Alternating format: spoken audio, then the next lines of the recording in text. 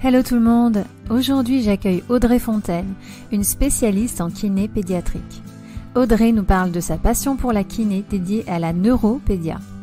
Elle nous explique ce qu'est la paralysie cérébrale, qui représente une naissance sur 500, et comment les enfants et les parents sont accompagnés dans le sein des différents réseaux. Sans oublier les dernières recommandations de la HAS concernant le suivi et le traitement de la paralysie cérébrale. Ensuite, Audrey nous parle de sa thèse qu'elle vient juste de terminer et du cabinet qu'elle a monté qui s'appelle À pas de géant à Paris.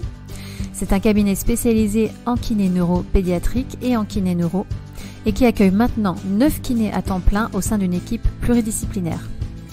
Audrey nous fait part de ses projets pour le cabinet, mais aussi de ses objectifs pour améliorer l'encadrement des enfants et des parents autour de la paralysie cérébrale.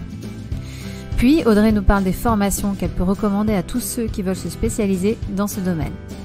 Je vous laisse écouter cet épisode vraiment inspirant avec une kiné super dynamique qui nous communique avec beaucoup d'enthousiasme et de clarté sa passion pour la neuropédia.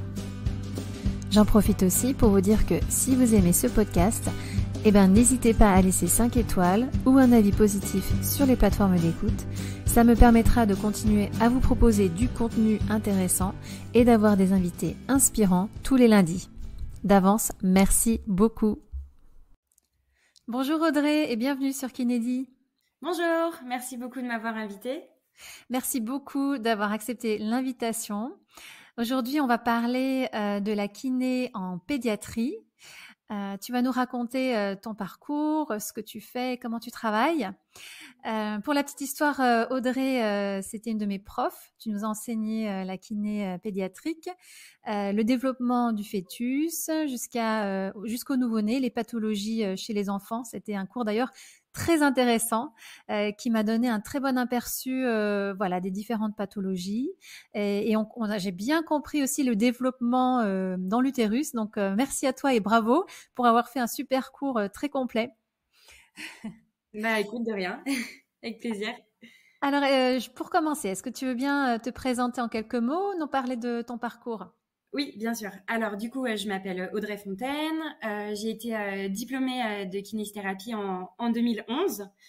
Et du coup, au jour d'aujourd'hui, je suis kinésithérapeute en libéral dans un cabinet pluridisciplinaire dans lequel on fait de la neurologie et de la pédiatrie avec une grosse dominance de neuropédiatrie.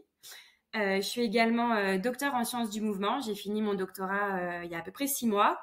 Je suis aussi enseignante en école de kinésithérapie et en formation continue auprès de rééducateurs déjà diplômés. Et j'ai également un engagement associatif auquel je tiens beaucoup, en particulier auprès de la Fondation Paralysie Cérébrale et de la Société française de physiothérapie. Voilà, pour aujourd'hui. Et donc, tu voulais savoir un petit peu mon parcours, qu'est-ce qui a fait que je suis arrivée jusque-là, c'est ça. Alors, le parcours. Je suis arrivée en fait en école de kiné un petit peu par la force du destin, par les aléas de la vie. Et en fait, j'ai eu du mal à comprendre vraiment ce que je faisais dans cette école de kiné jusqu'à mon premier stage clinique dans un centre de rééducation pédiatrique à Margency auprès d'enfants en situation de handicap avec dans des suites de problèmes d'oncologie. Et à partir de là, je me suis rendu compte que kiné, ok, mais kiné avec des enfants qui présentent un handicap. Donc à partir de là, j'ai fait des pieds et des mains pour signer un contrat d'apprentissage avec le pôle enfant des hôpitaux de Saint-Maurice. Et donc contrat que j'ai réussi à signer pour ma dernière année d'école de kiné. Et donc, une fois diplômée, je devais rentrer en salariat dans ce pôle enfant des hôpitaux de Saint-Maurice. Et là, c'était un peu la roulette russe parce que il y avait trois grandes parties dans ce pôle enfant. La neurologie congénitale, la neurologie acquise et l'orthopédie. Et en fait, le lendemain de mon diplôme, il y a une kiné qui a été en congé mat et qui venait de neurologie congénitale. Et donc, en fait, ils m'ont dit « Audrey, tu vas être kiné en neurologie congénitale ». Et là, je me suis dit, oh là là, mon Dieu, j'ai peur. La neurologie congénitale, c'est la paralysie cérébrale. C'est les enfants avant qu'on disait IMC, des enfants qui bavent, des enfants là-bas au fond du couloir qui sont dans des appareillages qui me font peur. Et puis finalement, écoute, j'ai commencé à travailler là-bas et ça a été vraiment un véritable coup de foudre. Je devais rester 1 an là-bas et finalement, je suis restée 5 ans. Et je me suis vraiment développé une passion dans l'accompagnement de ces enfants avec paralysie cérébrale et de leurs parents. Qui après, tu vas le voir, a vraiment guidé tous mes choix professionnels, quoi. Qu'est-ce qui t'a passionné le plus? En fait, ce qui m'a passionnée dans la paralysie cérébrale, c'est que, en fait, ces enfants-là ont des tableaux cliniques vraiment hyper variés. Une personne avec paralysie cérébrale, ça peut être quelqu'un dans la rue que quelqu'un ne pourrait même pas imaginer qu'il a une paralysie cérébrale parce qu'il a juste un petit stépage à la marche et que finalement un œil aguerri ne verrait même pas cette boiterie. Ça peut être quelqu'un qui est tout à fait très bien inclus socialement, qui a une vie de famille, une vie professionnelle, un enfant qui va à l'école. Et ça peut aussi être du grand polyhandicap, vraiment des enfants en situation de handicap cognitif, de communication, physique, vraiment majeur, et donc avec d'autres problématiques. Et c'est aussi des personnes qui ont souvent des troubles associés à leurs troubles moteurs de base. Et donc, en fait, ça fait qu'on a vraiment une prise en charge qui est extrêmement globale et aussi en lien avec des professionnels de santé très variés. Oui, tu vas nous en parler un peu plus d'ailleurs, comment tu travailles avec les autres professionnels de santé. Mais tout d'abord, est-ce qu'on peut juste revenir à la définition de la paralysie cérébrale? Qu'est-ce que c'est? Oui, bien sûr. Alors, la paralysie cérébrale, en fait, c'est une lésion sur un cerveau immature. Donc, on parle de cerveau immature quand c'est le cerveau pendant la grossesse et pendant les 2 premières années de vie de l'enfant. Donc, ça correspond à la notion des 1000 premiers jours. Et donc, du coup, cette lésion, ça peut être soit un saignement, soit un manque d'oxygène, une anoxie. Voilà. Donc, c'est une lésion qui est stable. C'est-à-dire qu'une fois qu'il y a eu le bobo, soit le saignement, soit l'anoxie, la lésion cérébrale, elle reste toujours la même. Mais on va quand même observer des tableaux cliniques qui sont susceptibles d'évoluer dans le temps parce que la particularité de la paralysie cérébrale, c'est qu'elle vient sur le cerveau d'un tout petit. Et donc, ce tout petit, il va avoir un développement. Il va présenter de la croissance, il va présenter un développement pulmonaire, un développement cognitif, un développement musculaire, etc. Et en fait, cette paralysie cérébrale va impacter son développement global et donc on pourra avoir des tableaux cliniques qui évoluent au cours du temps, malgré le fait que la lésion cérébrale initiale soit bien fixe et stable. Ok. Voilà. Et donc la paralysie cérébrale, c'est une naissance sur 500 au niveau de la prévalence. Et donc en fait c'est vraiment une prévalence qui est hyper importante, hein. Oui. Malgré le fait que en fait dans la société on parle assez peu de paralysie cérébrale et que assez peu de personnes connaissent son existence et savent vraiment ce que c'est. Et donc en fait une naissance sur 500, c'est en fait la cause la plus fréquente de handicap moteur chez l'enfant. Voilà. Est-ce qu'on peut le voir, le diagnostiquer quand le fœtus est dans l'utérus? Alors oui, il y a certains cas de paralysie cérébrale, par exemple dans des cas d'AVC anténatal, ou par exemple à la dernière échographie pendant la grossesse de la maman, on pourra observer qu'il y a par exemple un saignement qui a eu lieu dans un endroit du cerveau du bébé qui va bientôt naître. Donc ça, quand c'est le cas, quand on a pu s'en rendre compte à l'échographie, c'est le meilleur des cas de figure pour pouvoir commencer de la rééducation très précocement après la naissance. Mais il y a quand même de très nombreux cas où finalement le dépistage de la paralysie cérébrale va être beaucoup plus lent en fait. Quand il n'y a pas de facteur de risque autour de la naissance, et bien finalement ce sont le papa, la maman, l'assistante maternelle, la crèche qui petit à petit vont par exemple se rendre compte que le bébé présente un certain décalage dans ses acquisitions ou qui présente une motricité particulière, asymétrique, trop de tonus, pas assez de tonus. Et finalement, les choses peuvent se faire plus ou moins lentement en fonction du ressenti des parents, de s'ils osent ou pas s'exprimer auprès des professionnels de santé, quelles oreilles ils vont trouver auprès des professionnels de santé, et puis après, quels dépistages vont être faits. C'est vrai que nous, les kinésithérapeutes, on a vraiment un rôle important à jouer pour ce dépistage précoce de la paralysie cérébrale. Ok, on va en revenir. Tu parlais de facteurs de risque. C'est quoi les facteurs de risque de paralysie cérébrale? Alors maintenant, en fait, on parle surtout de facteurs de risque du trouble du neurodéveloppement. Dans cette grande valise de troubles du neurodéveloppement, on y trouve la paralysie cérébrale, mais on trouve en fait plein d'autres troubles du neurodéveloppement. Par exemple, maintenant, on met aussi là-dedans toutes les catégories d'autisme, du trouble du spectre autistique, ou alors les pathologies neurologiques d'origine génétique, par exemple la trisomie 21. Et donc en fait, on a des recommandations de bonnes pratiques qui ont été publiées par la Haute Autorité de Santé en 2020, qui nous donnent la marche à suivre pour le dépistage des troubles du neurodéveloppement et la mise en place de la rééducation adaptée à ces troubles du neurodéveloppement. Donc j'ai eu la chance de travailler en tant que kiné, d'être experte pour ces recommandations pour la Haute Autorité de Santé. Donc, au passage, c'est vraiment un travail qui était très intéressant, auquel j'ai vraiment eu plaisir à participer. Et donc, les troubles majeurs, enfin les risques majeurs de développer un trouble du neurodéveloppement, on peut retrouver parmi eux la grande prématurité, la prématurité moyenne avec un retard de croissance intra-utérin associé. On peut aussi retrouver des troubles du neurodéveloppement chez un parent du premier degré, donc soit les parents, soit les frères et sœurs. On peut retrouver un AVC détecté en anténatal ou en périnatal. Voilà, en fait, la HAS décrit tout un tas de facteurs de haut risque de développer un trouble du neurodéveloppement. Voilà. Ok. Tout à l'heure, tu as parlé de l'accompagnement. Alors, quand les parents donc ont un nouveau-né et ils découvrent, ou même pas qu'un nouveau-né, d'ailleurs un enfant chez lequel on découvre une paralysie cérébrale, c'est quoi en ce moment l'accompagnement qu'ils peuvent bénéficier? Alors, c'est vrai qu'il y a différents cas de figure. Le cas de figure où le bébé est né prématuré. Il est né prématuré parce que, en général, il y a eu cette lésion cérébrale qui a créé la prématurité, en fait. En général, un fœtus pour lequel il y a une lésion cérébrale, ça peut déclencher un accouchement prématuré. Ou alors, parfois, c'est aussi la prématurité qui peut entraîner la lésion cérébrale. Bref, c'est toujours un peu compliqué de savoir quelle est la poule et quel est l'œuf entre la prématurité et la lésion cérébrale. Mais dans tous les cas, comme l'enfant, du coup, le bébé, il est suivi dans une maternité avec une réanimation néonatale dans la plupart des cas, en tout cas avec des soins assez spécialisés.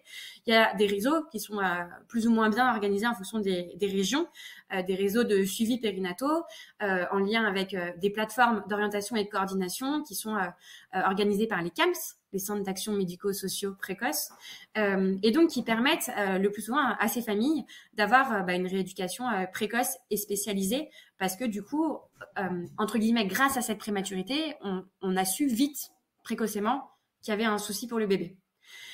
Après, j'ai envie de dire, moi, en tant que kinésithérapeute libérale, alors, tu verras par la suite que ceux-là aussi, on les voit, ces enfants qui sont adressés par les maternités et les CAMS.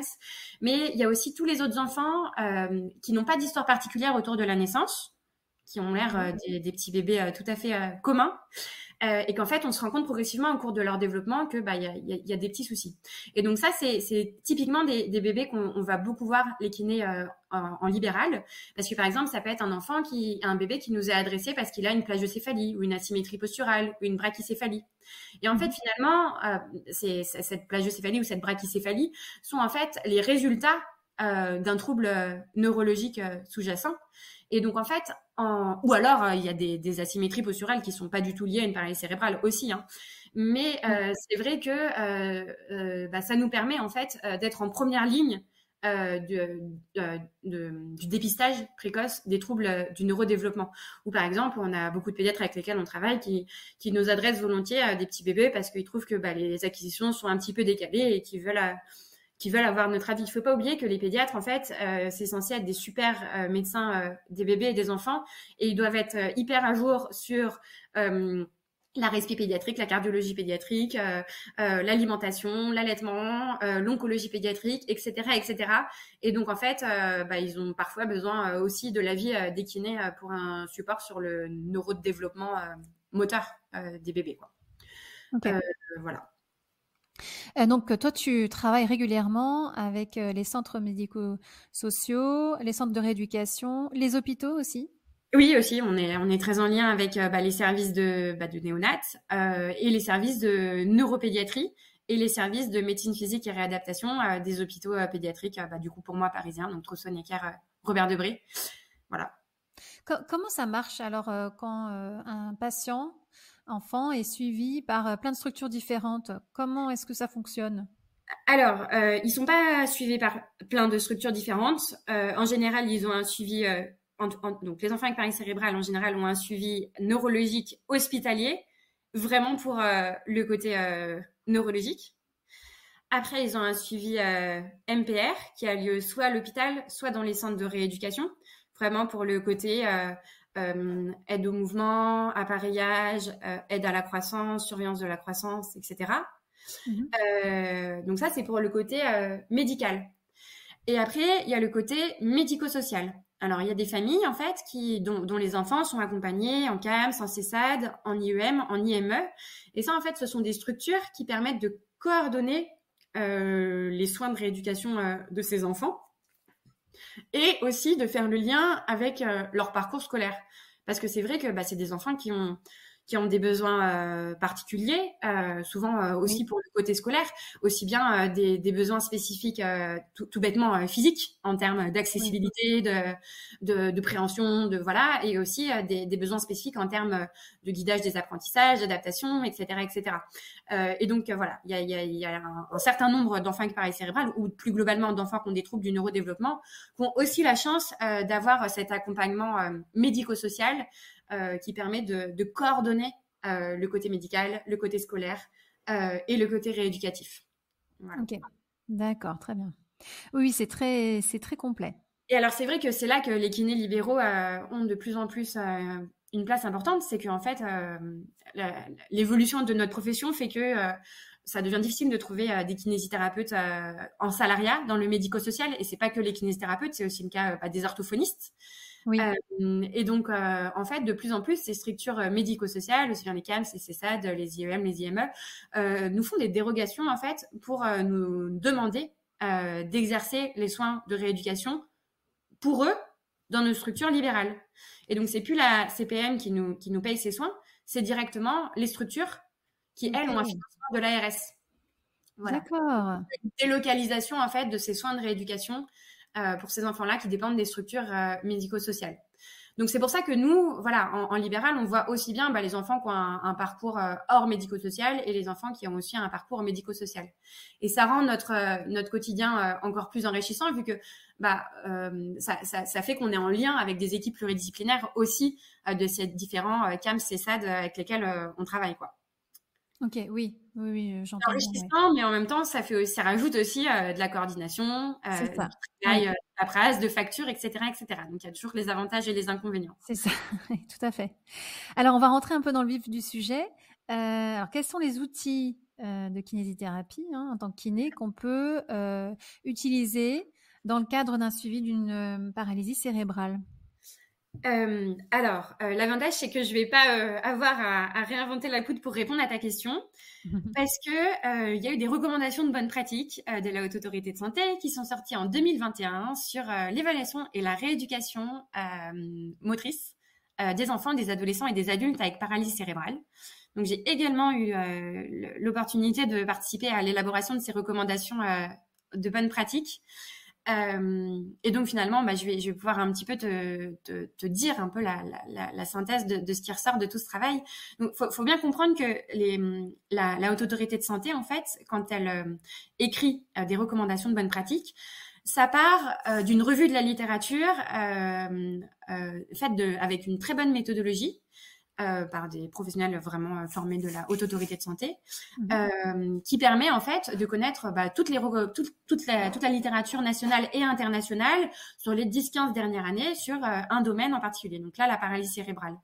Et à partir de cette revue de la littérature, non seulement on va rassembler toutes les données de la science qui disent qu'il vaut mieux faire telle et telle pratique, mais aussi il y a l'ensemble des professionnels et des membres du groupe de de travail de la Haute Autorité de Santé, qui donnent également leur avis sur cette littérature internationale et qui peuvent parfois ajouter des informations ou modérer certains propos. En particulier, la plupart du temps, pour les recommandations de la Haute Autorité de Santé, il y a également les patients et les familles qui sont aussi représentés en fait dans les groupes de travail. Et donc c'est vrai que ça apporte un aspect très intéressant à ces recommandations, parce que entre la science dure, ce que les articles scientifiques disent qu'il faut absolument mettre en place, et la vraie réalité de ces familles, c'est vrai que c'est très intéressant aussi que ces patients et ces familles puissent apporter aussi leur vision pour donner des recommandations plus pragmatiques et réalisables, j'ai envie de dire. Oui. Donc, du coup, qu'est-ce qu'on fait en kinésithérapie avec ces personnes avec paralysie cérébrale? Donc, les recommandations de la HAS disent qu'il faut faire du renforcement musculaire et toujours orienté vers la tâche. Donc, par exemple, pour renforcer des quadriceps, des grands fessiers, plutôt que de pousser de la fonte en salle, on va plutôt faire du fonctionnel, c'est-à-dire faire des assis debout, monter des escaliers, descendre des escaliers. La HAS dit aussi qu'il faut faire de l'entraînement cardio-respiratoire à l'effort pour éviter en fait le déconditionnement de ces personnes, parce qu'en fait le handicap amène à moins de mobilité et donc rajoute du handicap au handicap. Et donc c'est très important en fait de toujours permettre à ces personnes d'avoir une activité physique, en adaptant bien sûr cette activité physique à leur capacité. Mais oui. Par exemple, c'est important que les kinés en neuropédiatrie fassent en sorte que tous leurs patients aient accès à une activité en endurance avec soit un tricycle adapté, soit un motilo, une draisienne ou n'importe quelle aide technique qui leur permettra de participer aux balades en famille le dimanche, par exemple. Mmh. La HAS, elle dit aussi que ce qui fonctionne pour l'apprentissage moteur, c'est de faire de la rééducation fonctionnelle, orientée vers la tâche, avec une répétition des tâches que l'on veut apprendre, et avec une gradation de la difficulté, c'est-à-dire si l'objectif final, c'est de monter les escaliers sans se tenir avec les mains, on va peut-être commencer à monter des escaliers d'abord en se tenant avec la rampe et une main tenue avec le kiné, et peut-être sans alterner les pas. Puis après, on apprendra à dissocier gauche-droite, on enlèvera la main du kiné, on enlèvera la rampe. On va faire les choses progressivement. Donc, il y a cette notion de gradation qui est vraiment importante dans l'apprentissage moteur. Et aussi, il y a une dernière notion qui est vraiment importante pour l'apprentissage moteur, et encore plus en pédiatrie. C'est que pour apprendre, il faut que ça nous plaise. En fait, jamais personne n'a rien appris. Tout à fait, oui. Quand ça nous saoule, on n'apprend pas. Quand c'est pas drôle, on n'apprend pas. Et c'est valable pour tout le monde, c'est valable à l'école, c'est valable dans notre métier et c'est aussi valable pour les enfants. Donc ça, c'est important que les enfants, on leur fasse faire des choses qui leur plaisent pour arriver à des objectifs qui leur parlent, afin qu'ils soient actifs et engagés dans leur progrès et dans leur rééducation.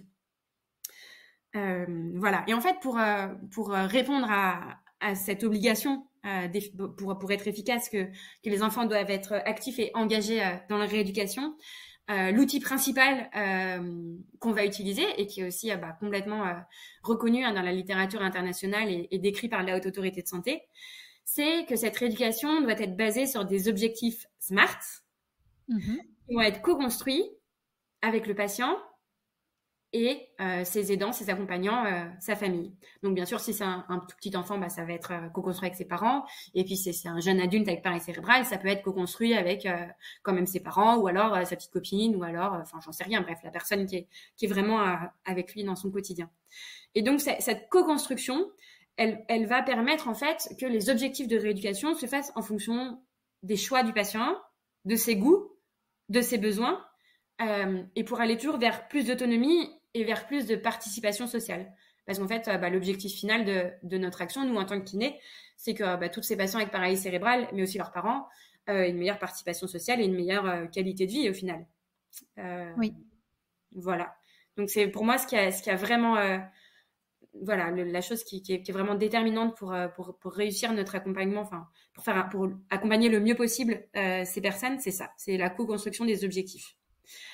Et enfin, je pense qu'il y a une dernière chose importante qui est mise en évidence par la Haute Autorité de Santé, c'est une réflexion autour des rythmes de rééducation. il y a la Fondation Paralysie cérébrale qui a mené une grande enquête nationale en 2017, d'ailleurs qui a été à l'initiative après des recommandations de bonne pratique de la Haute Autorité de Santé. Et dans cette grande enquête nationale, on a découvert que toutes les personnes avec paralysie cérébrale en France, quelle que soit la gravité de leur paralysie cérébrale, donc c'est-à-dire que ce soit des personnes marchantes, non marchantes, avec une hémiparésie, une quadriparésie spastique, que ce soit, enfin voilà, et quel que soit leur âge aussi, que ce soit des enfants de 1 an, des enfants de 10 ans ou des adultes de 30, 40 ou 50 ans, ils avaient tous 2 séances de rééducation, de kiné par semaine d'une demi-heure. En fait, on se rendait compte qu'il n'y avait pas de gradation de l'intensité et de la fréquence de leur rééducation, et on avait l'impression que, en fait, juste parce que ils étaient étiquetés avec leur paralysie cérébrale, ils étaient destinés à faire de la rééducation toute leur vie, alors qu'au final, on est d'accord que les besoins en rééducation, ils varient au cours de la vie d'une personne. Par exemple, en particulier dans la paralysie cérébrale, un enfant peut avoir beaucoup plus besoin de rééducation, par exemple, tant qu'il n'a pas encore acquis la marche, ou à des moments charnières, par exemple, de croissance, ou à un moment où il vient d'avoir une injection de toxine botulinique et donc on va intensifier la rééduque. Peut-être à des moments, par exemple, au moment du jeune adulte qui fait des études supérieures, il va avoir moins le temps de faire de la rééduque parce qu'il va privilégier ses études de je sais pas quoi. Et peut-être que, par exemple, une dame avec paralysie cérébrale qui est enceinte, elle va avoir plus de douleurs. Ou alors peut-être que... Enfin voilà. Et donc, en fait, finalement, les rythmes de rééducation varient. Et c'est vrai que notre système de sécurité sociale qui fait que finalement, on peut avoir... Enfin, qui chronicise en fait les patients. On peut avoir tant de séances de kiné pendant toute notre vie, juste parce qu'on a le statut de personne en situation de handicap, ça fausse un peu les trucs. Alors qu'en fait, la littérature internationale montre de plus en plus que ce qui fonctionne, c'est de faire des sessions intensives de rééducation et après de faire des pauses.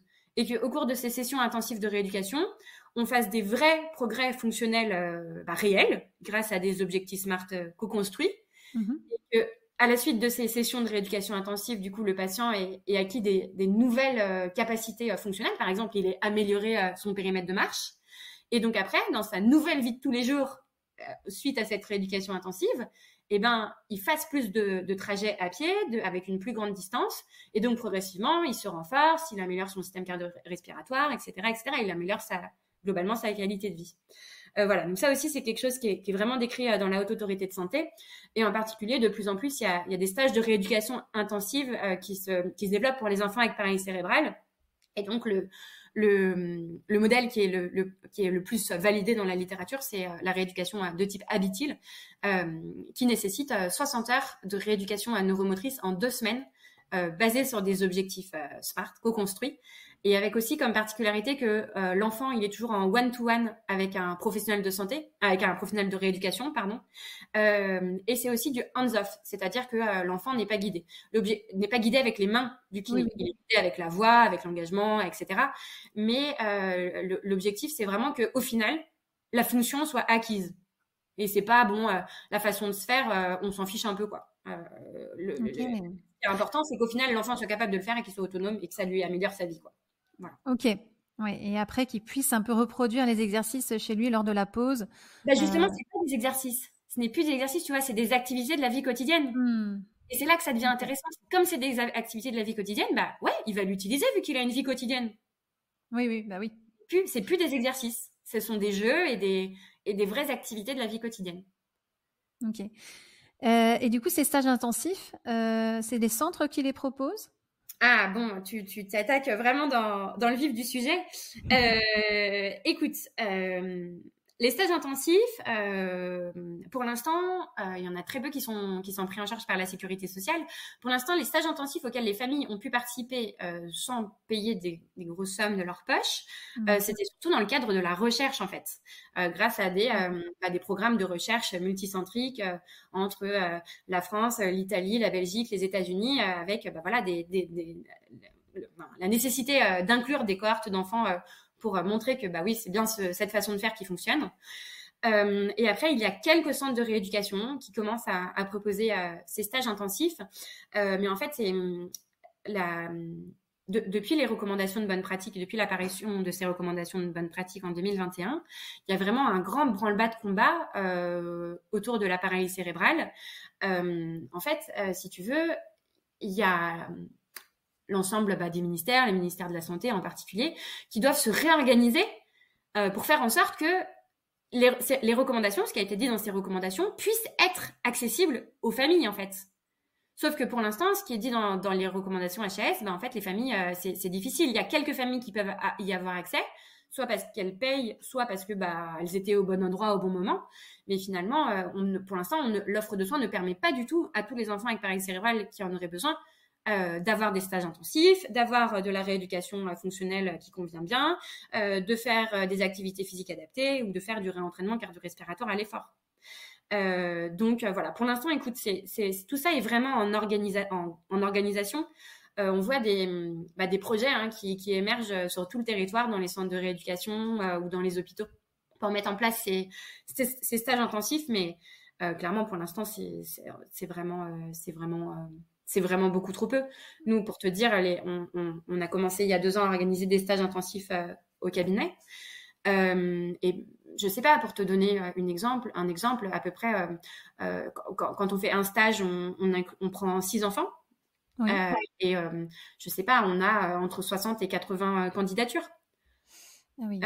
D'enfants qui viennent de toute la France, un petit peu de Belgique, voilà, enfin un petit peu d'ailleurs, et dont les parents sont prêts à se déplacer en région parisienne, soit être hébergés chez la mamie, la tati, chez Paki, ou prendre un Airbnb avec leur enfant pour tout le stage, payer le stage, parce que c'est pas dans la nomenclature, hein, c'est pas remboursé par la sécurité sociale. Voilà, pour l'instant, il n'y a pas encore de ligne de la CPM pour ces stages intensifs.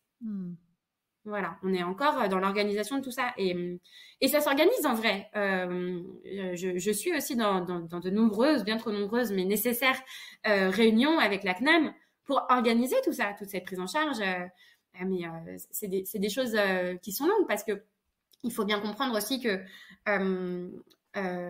si on obtient pour ces enfants qu'ils aient la prise en charge de ces stages de rééducation intensifs, c'est compliqué aussi en parallèle que la sécurité sociale continue à financer autant de rééducation aussi au long cours. Oui. Alors, le problème, c'est que ces enfants, ils ont aussi besoin d'une surveillance orthopédique parce qu'ils ont des troubles associés, des troubles orthopédiques, des difficultés de croissance, etc. Donc, ils ont aussi besoin de leur rééducation au long cours quand même pour la surveillance des appareillages. Et voilà. Et puis, en plus, par exemple, si la sécurité sociale disait demain, on arrête la rééducation conventionnelle et on fait que des stages intensifs. Super, mais en fait, au niveau national, on n'est pas du tout organisé pour proposer assez de stages intensifs pour tous les enfants avec paralysie cérébrale en France. Donc en fait, voilà, je pense que clairement, dans les 10 prochaines années, le paysage de la rééducation neuropédiatrique, mais aussi neurologique adulte en France va vraiment beaucoup évoluer. Mais on a la chance d'avoir cette sécurité sociale qui nous permet d'avoir des soins sans avoir besoin de les payer pour la plupart. Mais la contrepartie, c'est que c'est une grosse machinerie et que les choses mettent du temps à s'organiser, quoi. Oui. On n'en est que au balbutiement alors de l'évolution pour l'instant. Mais c'est vraiment passionnant et c'est aussi pour ça que je suis autant attachée à mon métier. C'est que c'est vrai que depuis que j'ai participé à cette enquête nationale là, sur les besoins des personnes avec paralysie cérébrale en France, puis après ça s'est enchaîné avec la saisine de la Haute Autorité de Santé, les recommandations de bonnes pratiques et maintenant toute cette organisation, cette fourmilière pour permettre la mise en pratique de ces recommandations. C'est vrai qu'on est à un moment charnière en France pour la prise en charge, pour le dépistage précoce et la prise en charge des enfants, adolescents et adultes avec paralysie cérébrale. Et donc, c'est vraiment très intéressant. Oui, j'entends bien, oui. Je comprends. En ce qui concerne l'évolution des progrès des patients, est-ce qu'il y a une échelle particulière pour mesurer ça? Alors, du coup, on n'a pas besoin d'échelle vu que on formule des objectifs SMART pour tous nos patients. Donc, en fait, ce qui nous permet de monitorer les progrès, c'est la validation de nos objectifs progressivement. Alors, bien sûr, si après on a des échelles standardisées, validées à l'international qu'on utilise. En particulier, je pense au GMSS, Gross Motor Function Classification System pour la motricité globale. On a la MAX pour la motricité des membres sup. Et on a l'évaluation motrice fonctionnelle globale aussi pour la motricité globale des enfants en situation de handicap neuromoteur. Mais finalement, c'est vraiment notre monitoring, c'est ça, c'est l'évolution, les progrès dans les objectifs SMART sont formulées. Et aussi, comme on a des enfants qui sont en croissance avec des troubles neuromoteurs, c'est aussi des enfants qui peuvent présenter, qui présentent pour la plupart des rétractions musculaires, des diminutions d'amplitude articulaire, des troubles orthopédiques. Et donc, on a aussi une certaine partie de notre travail qui est de l'évaluation neuro-orthopédique et qui nous permet aussi de monitorer l'état global physique de nos patients et du coup de donner ces informations de l'évolution des enfants à leur MPR, à leur neurologue, etc., pour mettre en place des appareillages, des postures, de la neurochirurgie, de la chirurgie, etc., etc. Ok, d'accord. Alors, est-ce qu'on peut parler un petit peu de ton cabinet, de la création de ton cabinet qui s'appelle À pas de géant, c'est ça? À pas de géant, ouais, exactement. Alors, ouais, mon cabinet, c'est un de mes bébés. J'ai 3 bébés dans ma vie. Voilà, t'en as plusieurs. J'ai mon bébé à moi, ma bébé Lou, ma petite fille. J'avais mon bébé thèse, duquel j'ai accouché en juin 2023. Une gestation bien trop longue de 7 années. L'accouchement extrêmement effet. Et donc, j'ai aussi mon bébé cabinet à pas de géant. Je dois dire que j'en suis assez fière parce que maintenant, on est vraiment une belle équipe.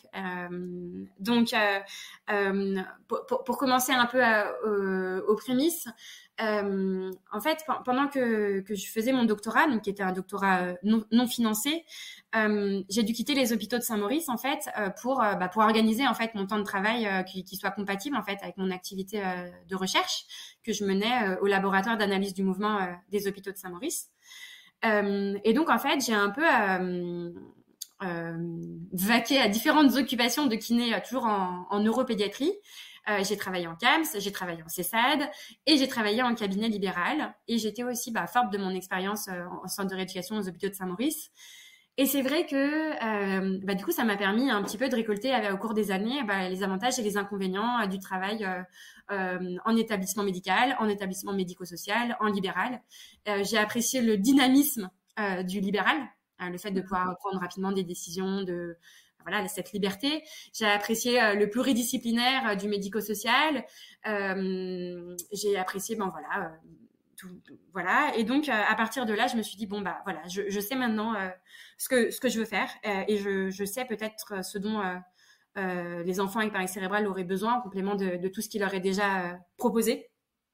Et donc, j'ai commencé par chercher un local. J'avais comme point clé qu'il fallait que ce soit un local qui soit accessible de la rue. Accessible. Et alors, c'est là que je me suis rendu compte que toute l'architecture parisienne faisait que globalement, on rentre dans tous les immeubles avec une grosse marche, quoi. Donc déjà, voilà. Alors, tous les patients, ils sont soit en poussette, soit en fauteuil manuel, soit en fauteuil électrique, soit à pied, mais pas d'une grande force. Enfin, voilà, globalement, pour entrer dans le cabinet avec une arche, c'était compliqué. Il fallait aussi que ce soit accessible en transport, en taxi, en ambulance. Et je voulais aussi qu'il y ait des possibilités d'extérieur parce que je savais que ces enfants ils avaient besoin d'avoir de l'espace pour faire de l'activité physique, qu'ils avaient besoin de se défouler, qu'ils avaient besoin d'une aire de jeu, et donc c'est vrai qu'il y a un parc à côté, c'était quelque chose qui était vraiment primordial pour moi. Donc j'ai fini par trouver mon local et c'est vrai que c'est quelque chose qui a été vraiment décisif pour moi. On est kiné, mais tous les kinés qui ouvrent des cabinets, finalement, se rendent vite compte que ils n'ont pas que le rôle de kiné, ils sont aussi...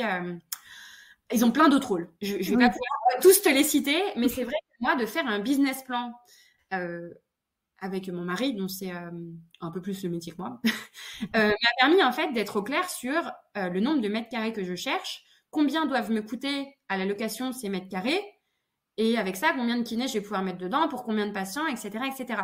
Et de poser tout ça vraiment pragmatiquement, ça a vraiment été déclencheur pour moi pour trouver le local et surtout pour me lancer dans cette location toute seule, dans un local quand même assez imposant et me dire, bon, ok, comme ça, ça va marcher, c'est pas complètement utopique. Ça m'a vraiment rassurée de passer par cette étape business plan. Voilà.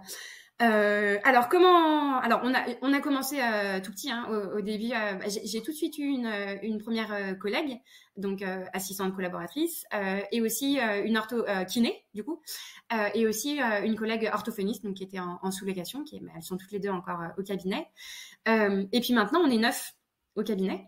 Ah oui.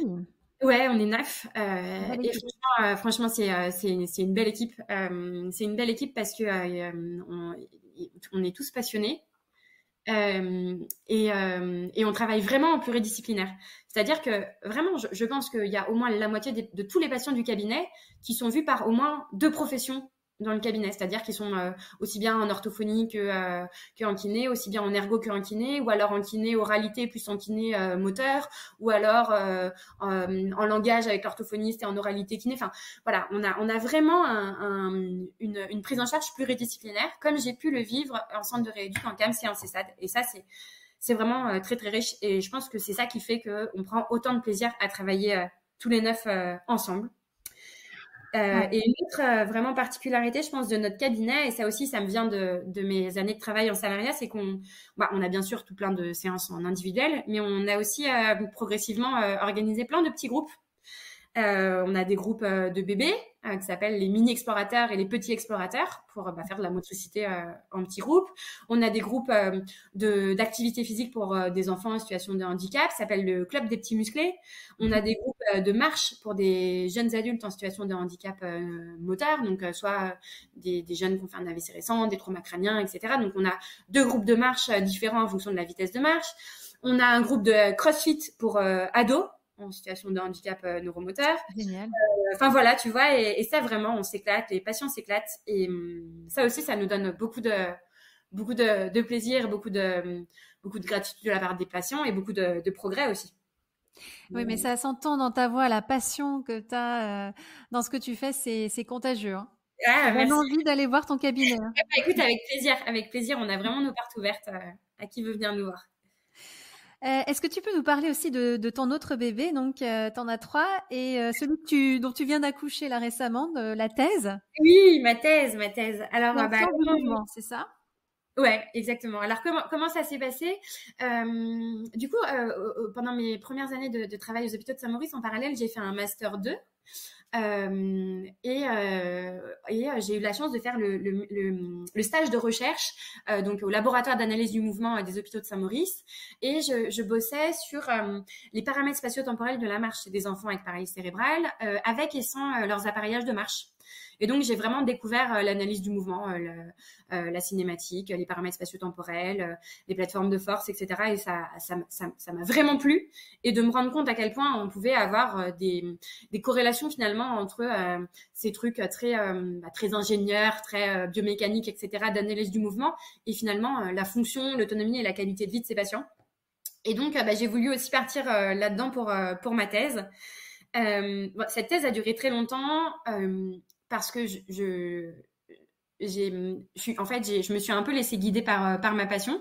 C'est-à-dire que moi, je rêvais de bosser sur l'équilibre chez les enfants avec paralysie cérébrale et d'essayer de voir un petit peu les liens entre leur capacité d'équilibration et leur autonomie. Sauf que finalement, il n'y avait aucun directeur de recherche et aucune équipe de recherche actuellement en France qui était là-dessus. Et donc, en fait, je suis un peu partie toute seule. J'ai un peu écrit mon projet. J'ai cherché un directeur de thèse. Et c'est pas comme ça qu'il faut faire les choses. Quand on se dit qu'on veut faire une thèse de qualité, en n'y passant pas toute sa vie, en s'arrachant pas trop de cheveux. Donc, j'ai vraiment fait ma thèse passion. Mais s'il y a bien un conseil que je donne maintenant à tous les jeunes kinés qui voudraient se lancer en thèse, c'est voilà, de se greffer à une équipe de recherche avec de l'encadrement vraiment qui soit sur le même dossier.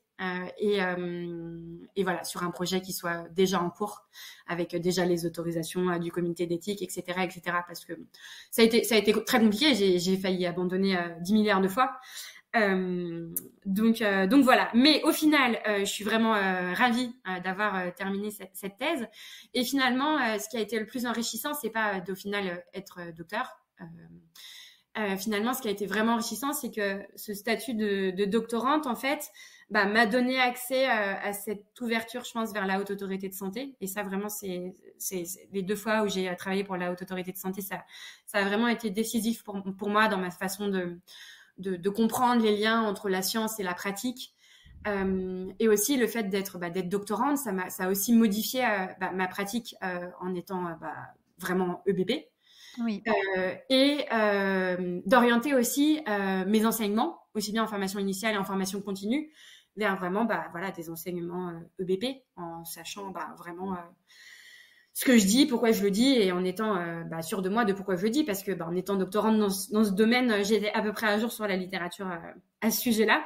Et donc c'est vrai que j'ai découvert grâce à ce doctorat, à ce parcours universitaire, à quel point il y a une grande complémentarité entre ces trois facettes de mon métier qui sont la clinique auprès des patients, l'enseignement et la recherche, ou même si là je suis plus en parcours universitaire et je compte vraiment pas me lancer en postdoctorat, je garde en fait cet esprit de recherche, cet esprit critique et cette façon de réfléchir que m'a apporté le doctorat et qui, je pense, m'apporte à moi, mais apporte aussi à mes patients, et j'espère que ça apporte aussi à mes étudiants.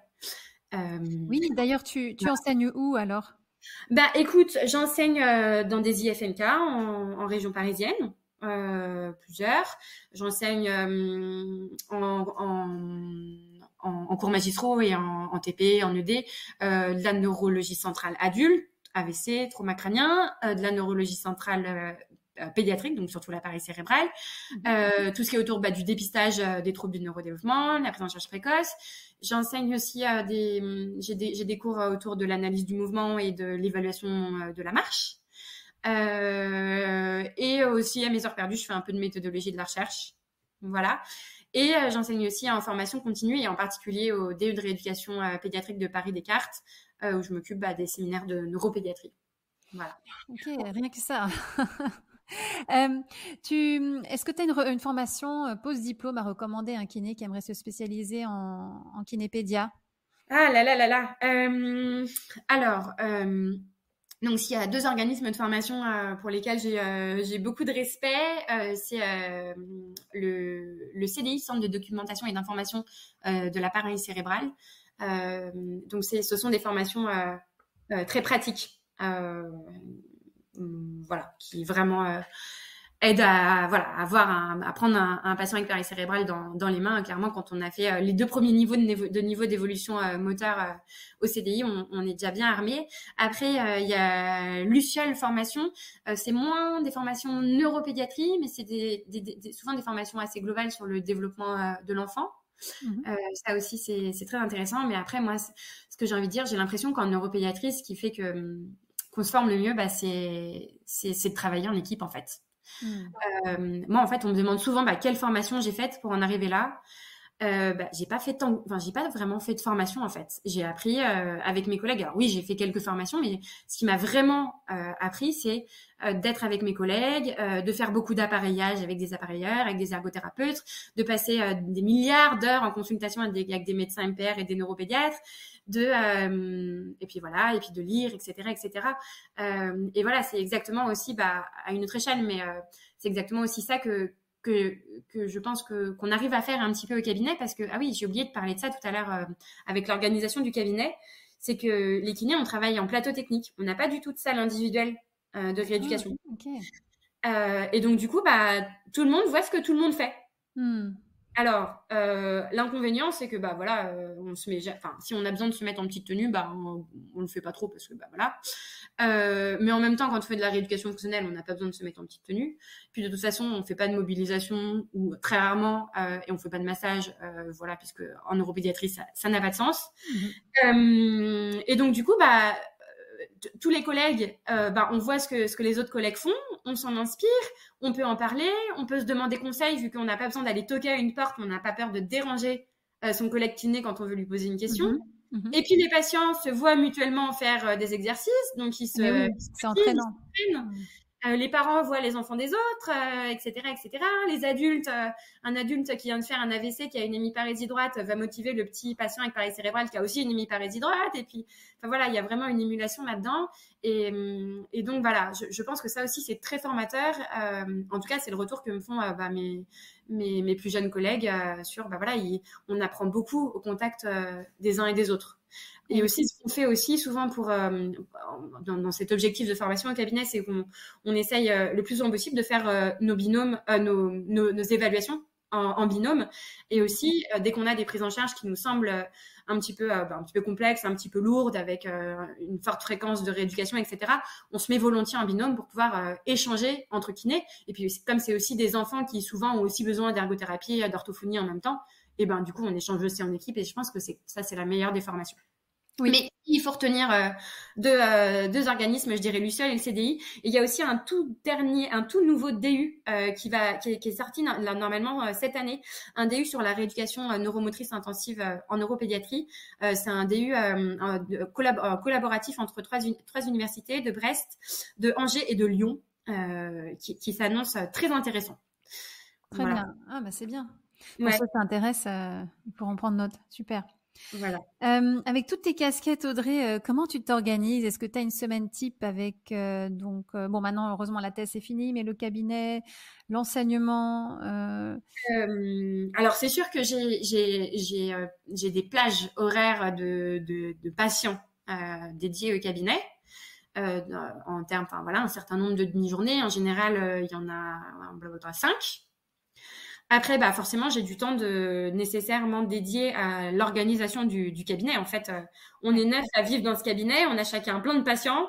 Donc en fait, tout bêtement, faut penser à acheter du papier toilette, faut penser à payer les factures, faut penser à réparer tel truc ou tel truc. Et bah, Oui, voilà, parce que tu es la seule titulaire. Hein. Oui. Donc c'est toi qui s'occupe de toute la logistique. Ouais. Donc voilà, puis on a du temps de coordination avec les CAMS et CESAD, etc. Donc voilà, tout ça, ça me prend du temps aussi.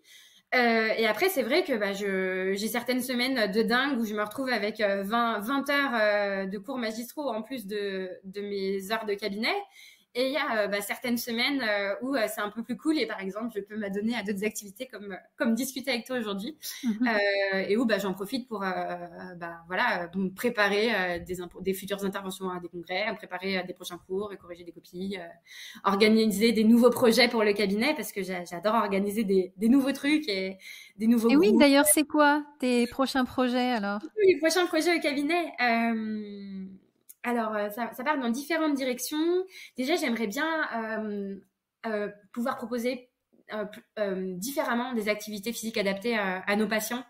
Parce que c'est vrai que, en tout cas en neuropédiatrie, nos enfants, ils ont vraiment des difficultés à trouver des clubs de sport qui les acceptent et qui les comprennent, qui les accompagnent.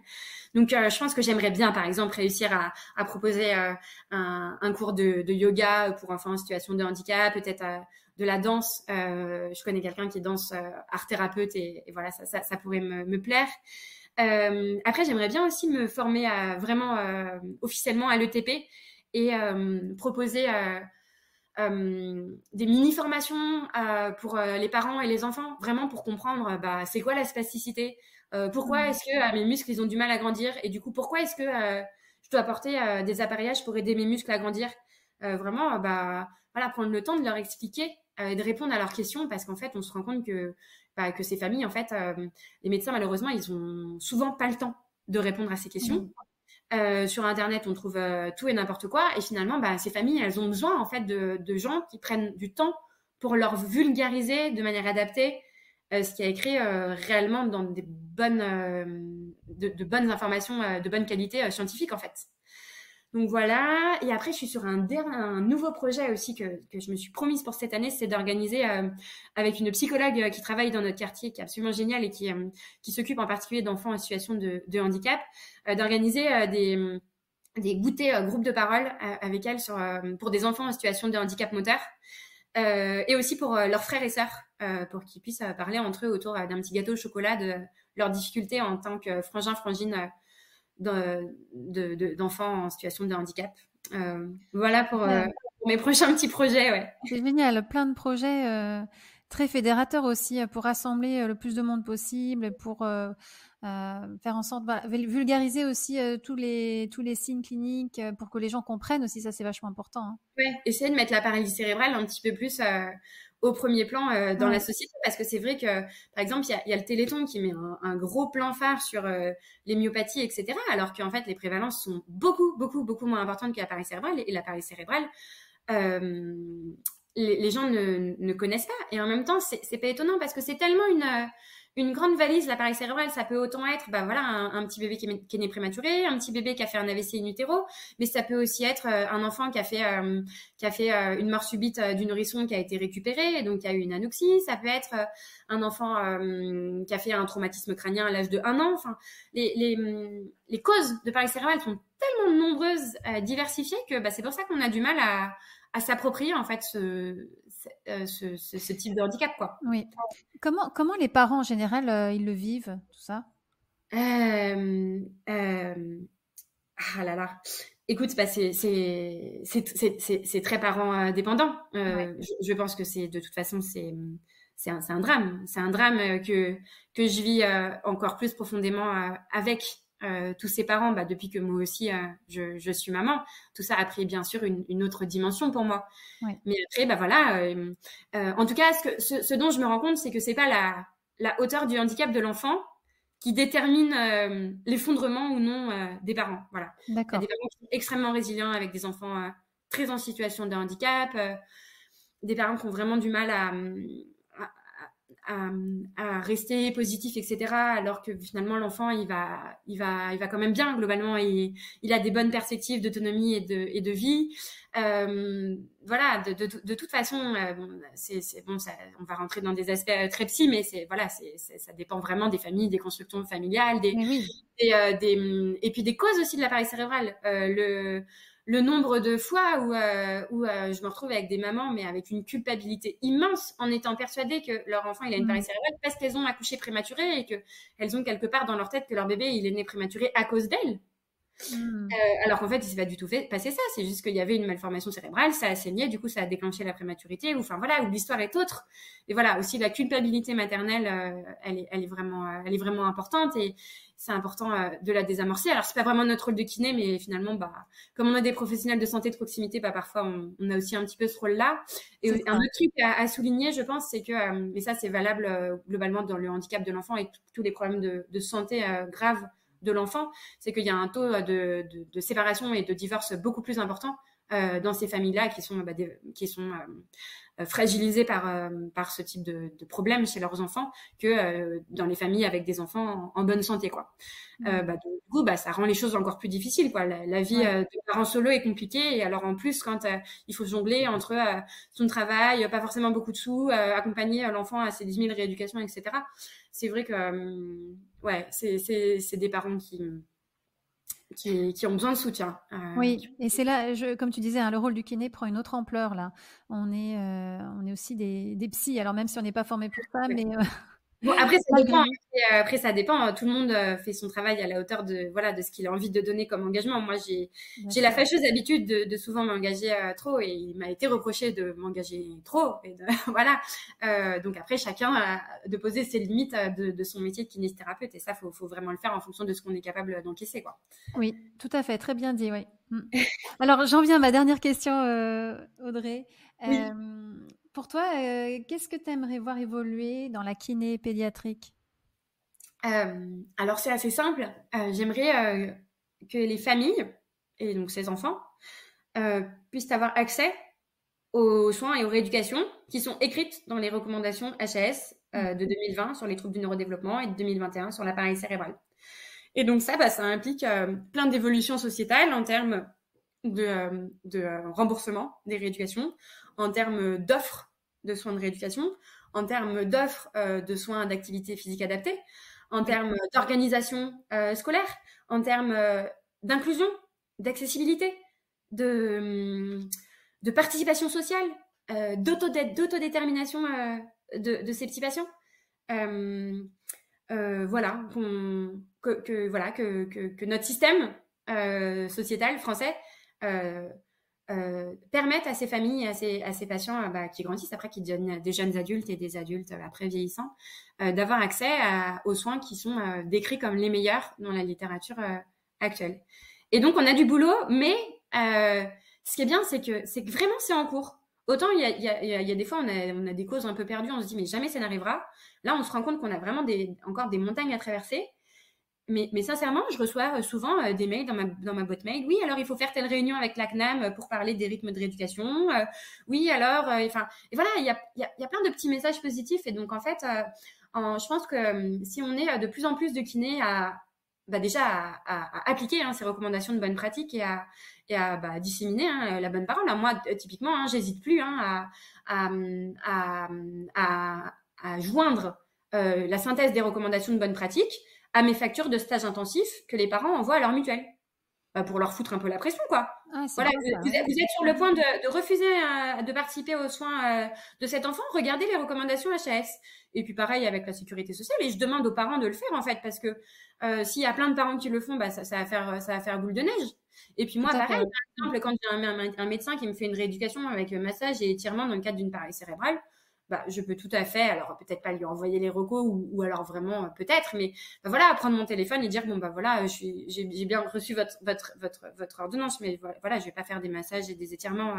Est-ce qu'on pourrait pas plutôt mettre en place des postures, etc., etc. Enfin, voilà, j'essaye en tout cas que tout ça soit de plus en plus connu de tous, aussi bien du corps médical, que de rééducation, que des parents, que des patients, etc. Et que petit à petit, tout ça s'organise et se fasse pour une meilleure qualité de vie en fait de ces patients qui sont quand même très nombreux, quoi, qui ont une paralysie cérébrale et qui sont très nombreux en France. Oui. Pas en France, dans tous les pays. Oui, bien sûr, oui. J'entends bien. Il y a beaucoup de kinés, c'est vraiment dernière question. Il y a beaucoup de kinés qui sont spécialisés en pédiatrie en France, d'ailleurs. En pédiatrie, oui. Okay. En pédiatrie, on est quand même assez nombreux. Et par contre, dès qu'on passe dans le champ du handicap, ça fait un petit peu peur. Et je pense que c'est souvent du peur de mal faire.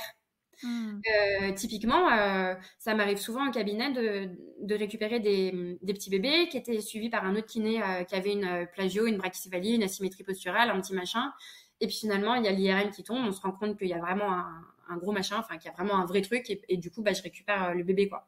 Tu vois, je pense que c'est plutôt une peur de faire perdre des chances au bébé ou à lui, à sa famille, etc., mais voilà, des kinés en pédiatrie, on est quand même assez nombreux, mais pas du tout assez vraiment en neuropédiatrie. Voilà. Ok. Donc, tu prends des stagiaires, toi, de temps en temps? Oui, on prend beaucoup de stagiaires. Enfin, on en a globalement tout le temps un. On peut pas en prendre plus de un à la fois, mais oui, on prend des stagiaires, aussi bien des stagiaires en IFMK que des stagiaires qui sont dans des DU ou en master, etc., etc. Donc oui. Bien. Ok, super. Voilà. Écoute, je crois qu'on va s'arrêter là, même si on pourrait encore parler plus longtemps, parce que c'est vraiment fascinant. En plus, t'es vraiment une mine d'informations aussi. Merci beaucoup pour toutes ces explications, Audrey. Merci beaucoup à toi de m'avoir donné la parole. Merci beaucoup. Ça me paraît important pour les enfants dont on a parlé, qu'on parle d'eux. Tout à fait. Oui. Merci encore et puis à bientôt. Au revoir, bonne fin de journée. À bientôt.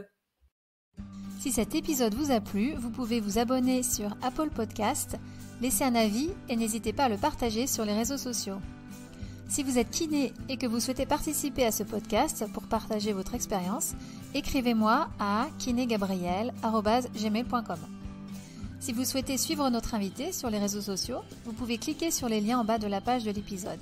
Enfin, n'hésitez pas à suivre le podcast sur Instagram à kinédi_podcast.